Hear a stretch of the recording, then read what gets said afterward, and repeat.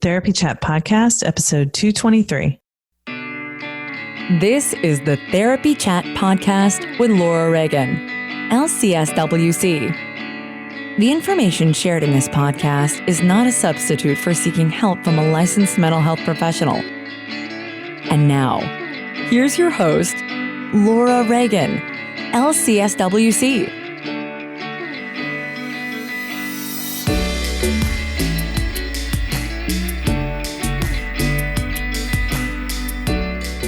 Today's episode is sponsored by Therapy Notes. Between writing notes, filing insurance claims, and scheduling with clients, it can be hard to stay organized. That's why I recommend Therapy Notes. Their easy-to-use platform lets you manage your practice securely and efficiently. Visit therapynotes.com to get 2 free months of Therapy Notes today. Just use the promo code TherapyChat when you sign up for a free trial at therapynotes.com. Thanks also to DoxyMe for sponsoring this episode. DoxyMe is an easy-to-use, HIPAA-compliant telehealth platform that is available in free and paid versions. Get $50 off a paid account by going to doxy.me and putting in the code TherapyChat. Hi, welcome back to Therapy Chat. I'm your host, Laura Reagan, and today I'm bringing you something exciting and different. I am interviewing someone who works with me in my office about how to help children with fears around the current coronavirus situation. So let's just dive right in. My guest today is January Roberts, LGPC of the Baltimore Annapolis Center for Integrative Healing. January, thanks for coming and being my guest on Therapy Chat today. Thank you for having me. You are so welcome. I am excited to talk to you because I know you have a really special and different way that you work with kids in our practice and their families. And I wanted people to hear from your perspective how to help kids with the stress that we're all feeling and the tension of this current situation. But let's not even get into it before I just give you a chance to tell our audience a little bit about who you are and what you do. Sure. So my name is January Roberts. I'm a licensed graduate professional counselor. Hopefully very soon we'll be an LCPC. As soon as they get that board open again. That's right. My background is adventure-based counseling, and a lot of people always ask, what is that? So basically, I went to school for my bachelor's in Alberta, Canada. The school used to be called Canadian University College, and now it's Furman University. And I did a 4-year bachelor's there for adventure-based counseling. And basically what that was a mix of all the adventure activities, rock climbing, canoeing, hiking, all those types of things mixed with psychology. And so then I took that and used it in my profession. I didn't start off in counseling right away. I spent time working in schools as an assistant teacher, as well as running a group home in Canada. And then I didn't even know that. Yeah. And so then at first I thought I was going to go the teacher route, and I decided that I really wanted to go into counseling because for me, I felt like one of my kind of strengths was being able to connect with people. And so I ended up doing my grad program at Trinity Washington University in Washington, D.C. And then right when I was about to graduate, I was also pregnant. And I don't know if you know this, but I actually did my last paper in the maternity ward. Oh my gosh. Yeah, with a little bit of help from my husband transcribing for sure. And then, so that was in 2010, I graduated. And then I took time off being a stay-at-home mom until I think it was around 2017 that I started to really do my clinical practice.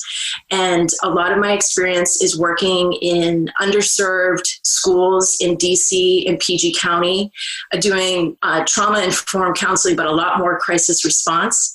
Mm-hmm. So that's what I've been doing the past few years before joining Baltimore BA Healing, I like to call it for short. It's a bit of a mouthful. And I think one of the other things that kind of makes my practice unique besides that adventure-based counseling piece is also my working with kids on the spectrum. And a huge part of my foundation working with children and coming from an integrative, holistic approach was I was really lucky when I was a paraprofessional in Lowell, Massachusetts. I got the opportunity to work with Dr. Emily Rubin, who's a speech pathologist, and Dr. Amy Laurent, who at the time was a CODA OT, but now I believe she actually got her doctorate. I was just reading up. She got her doctorate, I believe, and now as a psychologist. I'd have to check for sure.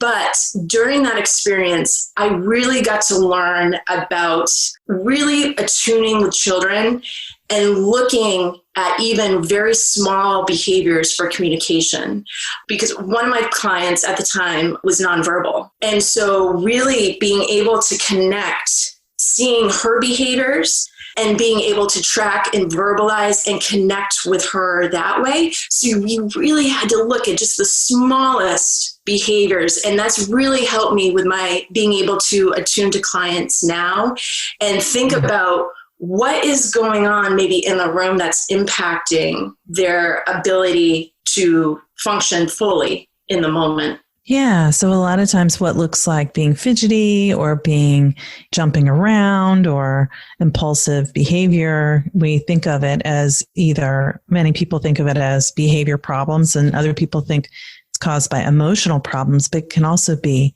sensory related. Absolutely. Yeah. I love that approach that you take in working with kids. It's beautiful to watch. So I know you have a lot to offer to parents who are listening or therapists who are kind of at a loss for how to help their child clients or families dealing with this COVID-19 outbreak and the way that it's caused such a big change in American life and around the world, of course. Absolutely. And just for a little bit of disclosure, I'm a parent as well. I have a 9.5-year-old son. And so it's also being able to, manage what's going on in our own experience in our household, as well as being able to help our clients and be able to relate with what is going on, because just because I'm a therapist doesn't mean, we know how to handle everything perfectly. And especially it's different when we're working with our own kids. How I manage my son might not be how I'm always working with children that I work with in the office. Yeah, so true. That's such an important point. And, you can never say it enough that as therapists, we always have to be aware of what's going on with ourselves. But right now we're living through the same thing that our clients are living through at the same time. It's not like I've been through this so I can relate to what you've been through. It's we are both going through this right now, which is something that can be connecting. But also for therapists, it's even more important than ever right now for us to be making sure that we're taking care of what we need too. Mm-hmm. We got to practice what we're preaching. That's right. So you've got the firsthand experience with how to live with a child who's living through this and what they go through. So I was just hoping you could share some tips for parents and others who are with kids right now about what could be helpful for getting through this situation. Sure. I think it's natural for us to want to protect our children from the negative feelings, but we really have to resist that knee-jerk reaction and minimize and dismiss what they're feeling. We can strengthen their sense of safety and security by allowing, acknowledging, and relating to their feelings, and then helping them reframe their focus from threats to solutions. And so when I say allow, it can be hard for us to hear when they're sad and, worried. And so it's okay. It's okay. But really, it's natural what they're feeling, and we want them to feel it because this is an abnormal experience. So it's normal for them to feel it. And if our protectiveness of saying, it's okay, when internally they're feeling like it's not, and I must not be okay because I'm being told it's okay and I shouldn't feel this way, and I do.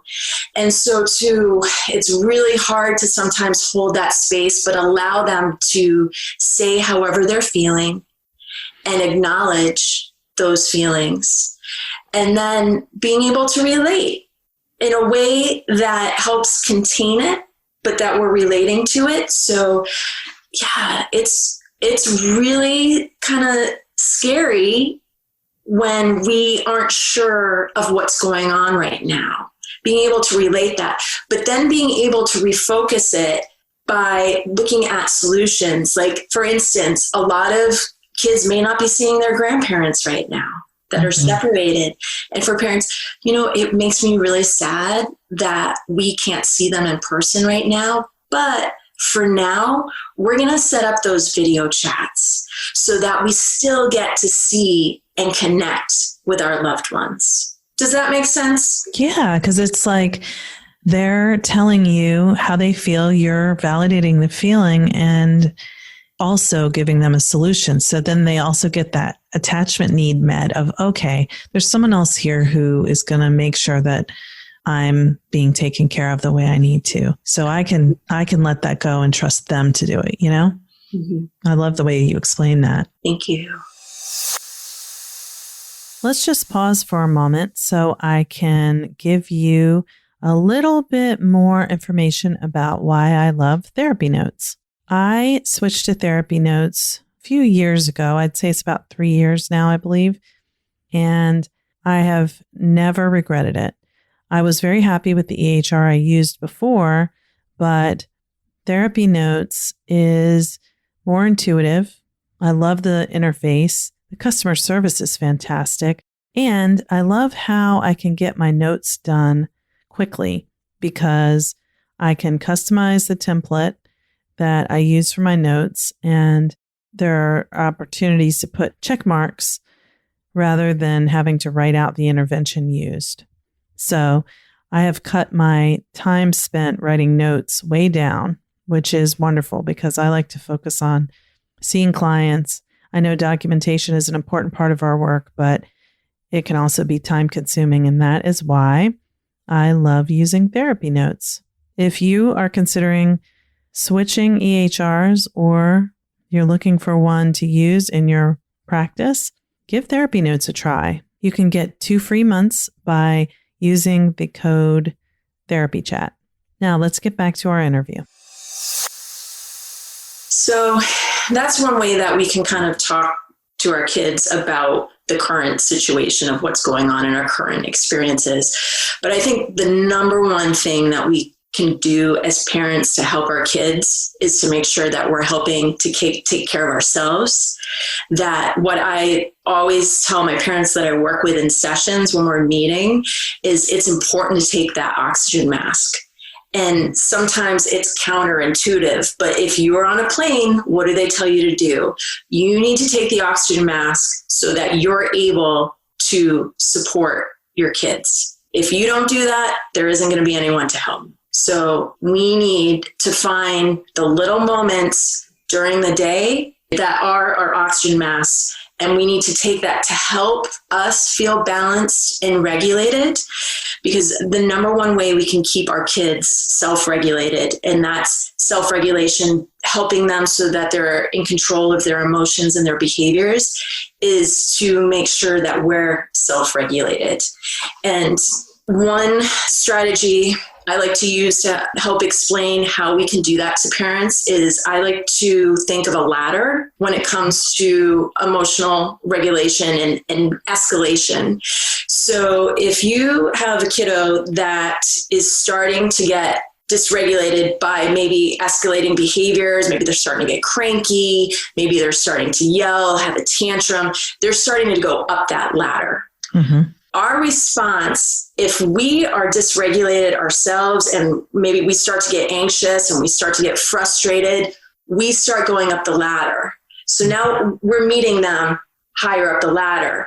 So what are they going to do? They're going to go higher up the ladder. And so the escalation cycle continues. To help bring them back down to self-regulation, when they start to go up that ladder, we want to stay down. And by staying down and staying regulated, it's going to help them come down the ladder. And a few ways that I use to help co-regulate, as we call it, using co-regulation, using myself as a vessel to help a child find their regulation. One, I get down physically to their level so that I'm not being perceived as a physical threat. Like I get down, maybe I'm moving away just a little bit so I'm not in their space. Two, I use my voice. So even if they're getting loud, I'm going to use my voice with speaking calmly, keeping it at a low level to help them regulate. Also, too, if there are lights on, I will often shut the lights off so that it's dim, not that it's pitch black, but a lot of times the bright lights can be stimulating. So that's another way of helping, using the environment in a way to help self-regulate them. Those are a couple of strategies that I do. And really, I find that co-regulation is one of the most powerful tools that we can use to help our kiddos self-regulate. And, that can be hard during these times when we're feeling stressed out. We've got all these stressors. It's hard for us to self-regulate. And so if we're lucky enough to have another support in the household that we can use, that we can actually piggyback responsibilities. So if I'm like, I'm kind of frustrated right now and I need some time, and having someone else tap in to deal with the situation so that I can go and get myself regulated. I'm going to come back after we've had some time where everyone is regulated and is calm to maybe talk about that. And it's very powerful when we can own, when we realize I didn't handle that quite the way I'd like to, or I couldn't handle it at that moment. It's a very powerful tool to use with kiddos, that acknowledgement of it's okay. I'm not expecting myself to be perfect, and I'm going to own that, because that allows our kids not to feel like they need to be perfect too. Yes, that is so true. And I mean, that's one of the hardest things is if the parent isn't feeling regulated for good reason, because there's big stuff happening, they may be afraid, or past trauma could have been activated, or something that they're living through right at that moment is extremely challenging for them. And it's really hard to stay regulated, but no one is regulated all the time. The point is to just be able to be in touch with how you feel and know how to help yourself get back to that more steady place so you feel centered and, more aligned. Yeah. And going with that self-compassion piece too, a lot of feedback I'm hearing from parents is not feeling like they're enough right now, feeling that pressure of like, I can't do it all. I'm not doing enough in the situation. And reality is no one can. It is impossible to fill all the roles.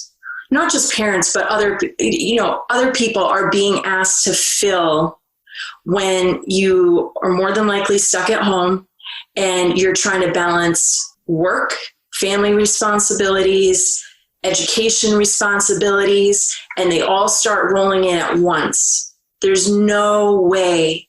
And so being able to give self-compassion and allow, it's not going to be perfect. What's most important is to be present and to be intentional with where we're focusing our energy and realizing we can't focus our energy everywhere all at once. It's impossible. And there was just an example tonight, right before you and I were getting on with the podcast, where my son had come up to the study and I'm like, trying to prepare for the podcast, and he doesn't realize like it's kind of a big deal. And he comes to sit down and he asked me a question, and I'm like, sweetheart, I need a few minutes. I'm working on this right now. I'll be able to, talk in a little bit. And so he continues to read his book, and 2 minutes later, he's like, so what's for dinner? And I'm like, you know what, hon? Right now, I need to focus 100% on what I'm doing on the computer.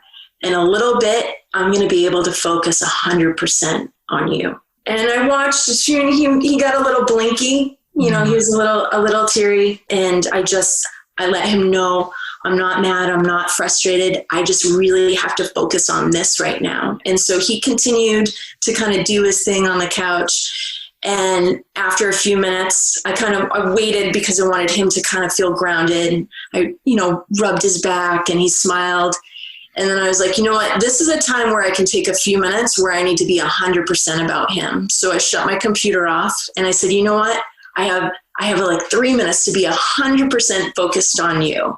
And he smiled. And then we talked about what the night was going to look like to give him a little more predictability. Mm-hmm. So I let him know we were going to be prepping for this, and then we would be doing it for a certain amount of time. And then after that, Dad was going to make dinner while I was doing that. And then after, at a certain point, that would be our time. And so he was able to kind of regulate because he knew he was going to get his time and he knew about when it was going to happen. And we always try to plan for a little bit of flexibility. But I think what's really important for parents to remember is that we can't be 100% for our kids 100% of the time, but we have to make sure that we have some time where we're giving them 100% of our attention. And if that's one thing that we can reflect on during this time is looking at what does it really mean to be present, and being present when we've got multiple things going on, then we're not fully present for our loved ones. And that we have to figure out times where we can do that, but we can't do that all the time. And that's okay. And that's normal. Yeah.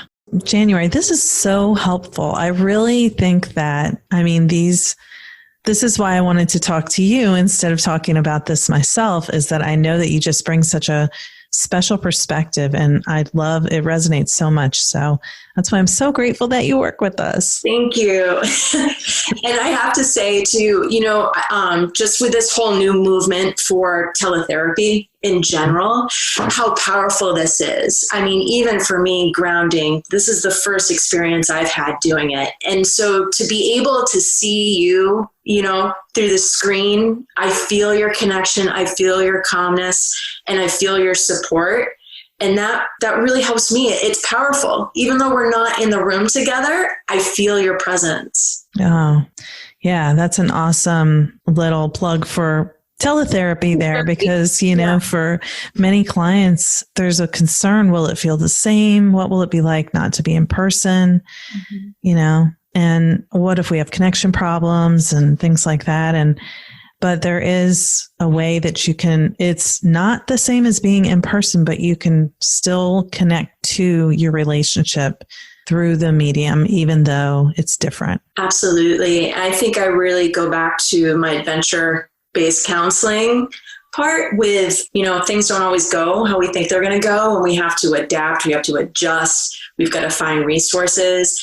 And I know in sessions that I've had with kiddos, it's been really powerful. And I feel like when we're attuned and we can be creative, it creates that energy. Like I feel it from my kiddos, and I know that my kiddos have felt it from me by seeing what they're doing and how they're responding. That's awesome. I guess, I always ask everyone this. It's kind of funny, but if people want to find what you're doing, where would they find you? Sure.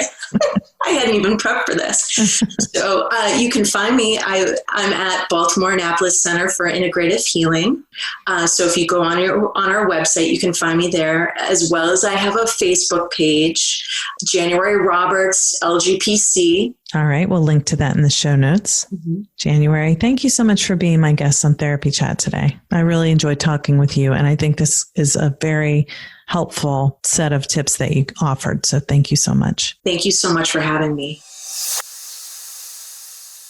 Today's episode is sponsored by Therapy Notes. There are many ways to keep your practice organized, but Therapy Notes is the best.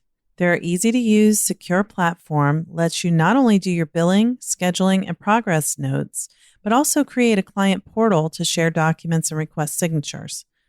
Plus, they offer amazing unlimited phone support, so when you have a question, you can get help fast.